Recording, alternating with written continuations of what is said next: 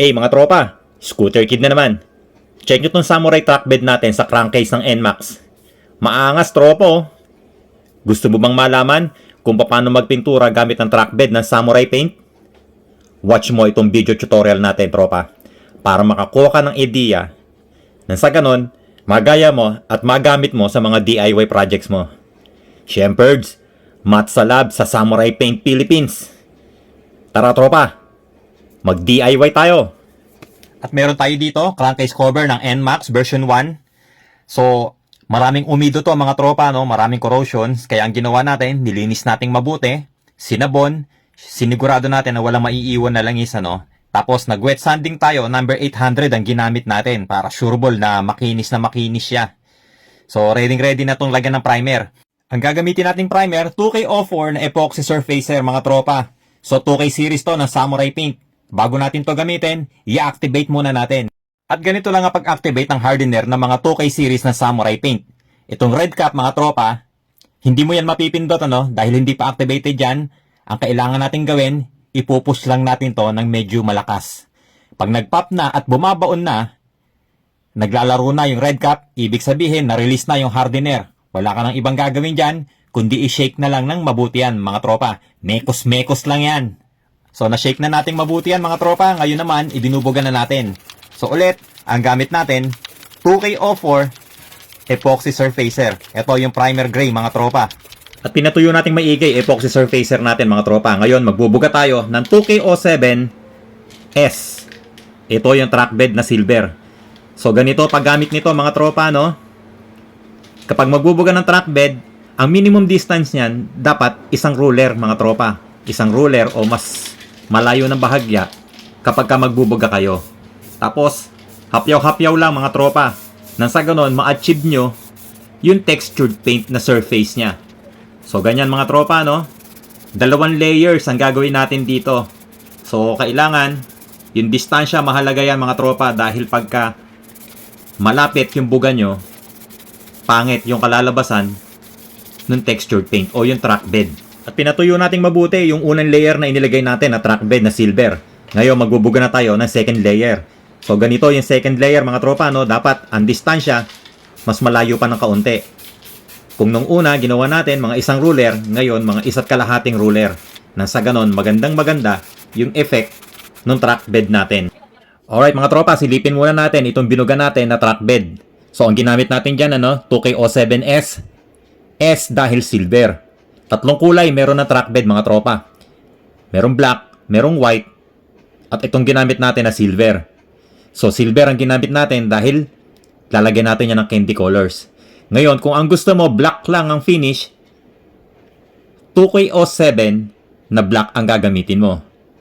So, pinatuyo natin mabuti to mga tropa, no? Ready na to. Kukulayan na natin to. At ngayon, nagbubuga tayo ng sparkling silver mga tropa.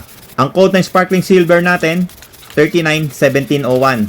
Dahil magbubuga ko ng candy color mamaya, kailangan ko itong bugahan ng sparkling silver nang sa ganon, mas gumanda yung kulay ng candy colors natin.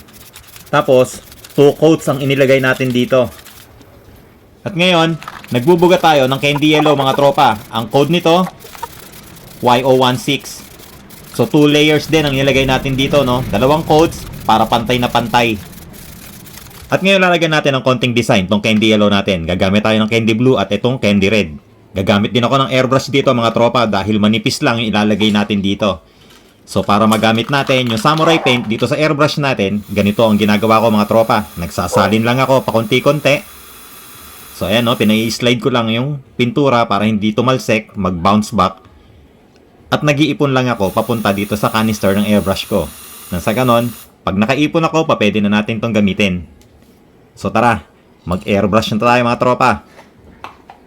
At lilinyahan ko lang to ng 2 kulay mga tropa. Yung candy blue natin at saka yung candy red. So una kong ginamit dito, yung candy blue. Ito yung marine blue, ang code nito, Y139. Tapos, candy red naman mga tropa. Ito yung brilliant red. Ang code nito, Y138.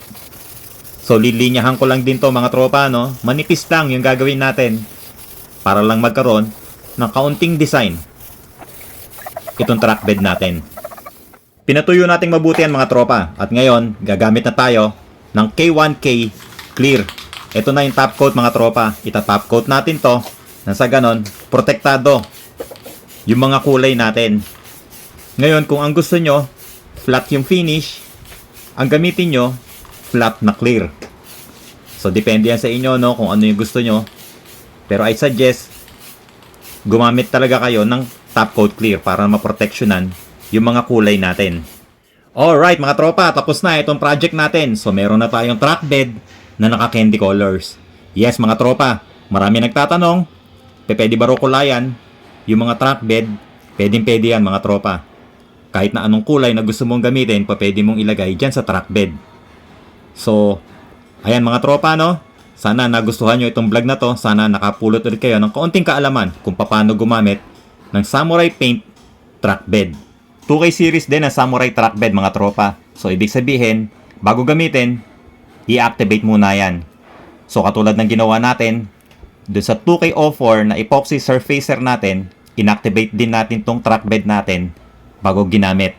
Hindi ko na lang pinakita sa inyo dahil same lang din naman ang pag-activate nun katulad nung sa 2K04. At ulit, maraming salamat sa Samurai Paint Philippines. At syempre, maraming salamat sa inyong lahat mga tropa.